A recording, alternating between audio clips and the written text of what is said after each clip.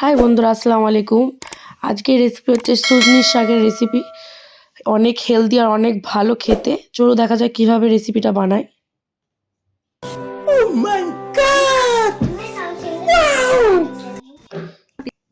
মানে শুশনি বলতে কি, এটাকে কিভাবে রান্না করা হয়? এটাকে ঝোল করে খায়। এটা খুবই একটা হেলদি স্বাস্থ্য খাবার, ঘুম হয় খেলে। মা এর আগে মনে হয় রান্না করেছো না এটা? আমি আজকে ভাজা করবো, ঝোল করে খেলেও বেশি উপকার এটাই, কিন্তু আমার ভাজা করে খেতে বেশি ভালো লাগে। পাতাগুলো দেখুন কিরকম পুকুরে হয় যে বাজারের উপরে এরকম ভাবে ভেসে থাকে। হ্যাঁ, ধানের জমিতে মানে ভেসে থাকে। হ্যাঁ, এগুলো ডোবে না, তাই না? এরকম ভেসে থাকে পানির উপরে, যে এই নিচে থাকে, এটা শেকড়টা নিচে থাকে আর এই শাকটা পাতার উপরে থাকে। এইভাবে ধান শুকিয়ে না তুলতে হয়। তাহলে তো অনেক ইয়েও মা, তাই না? মানে অনেক তোলাটাও অনেক বেশি তাহলে সুবিধা। আর সেই পুকুরের ধারে ধারে একটা কি শাক হয় না, শান্তির শাক নাকি? হ্যাঁ, কলমি শাক, শান্তির শাক নানির বাড়িতে গিয়ে দেখেছি বা দিদার বাড়িতে। ওগুলো তোলা কিন্তু খাটনি আছে। এগুলো তুলতে ভালো লাগে রে, মানে শাক। এটা কে রান্না করবে টিয়া? মা আমার ভালো করে। মা কোন দিয়ে করবি? কচু শাক খাও না, করে খাও। সরি, আমার মায়ের ফেসটা রিভিল করতে পারবো না, কারণ তোমরা জানো আমার মা কারোর সামনে ফেস রিভিল করতে পারে না। তুমি ভালো আছো এখন? আর তোমাকে কি কিনে দিয়েছি আমি? তো দেখো সবাইকে একটু।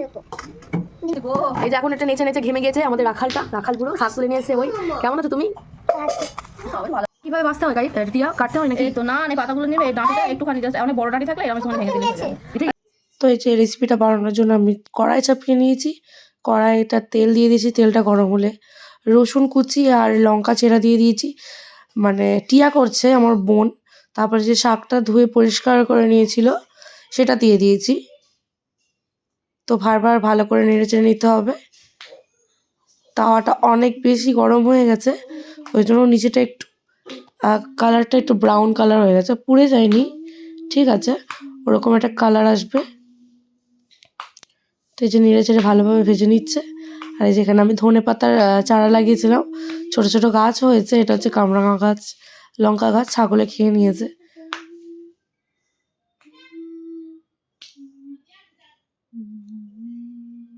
এই যে নেড়েচেড়ে চেড়ে ভালোভাবে ভেজে নিতে হবে, কোনো ব্যাপার না, খুব সিম্পল। তোমরা এভাবে রান্না করো, অবশ্যই ভালো লাগবে খেতে। বাই বাই বন্ধুরা, সবাই ভালো থাকবে, সুস্থ থাকবে।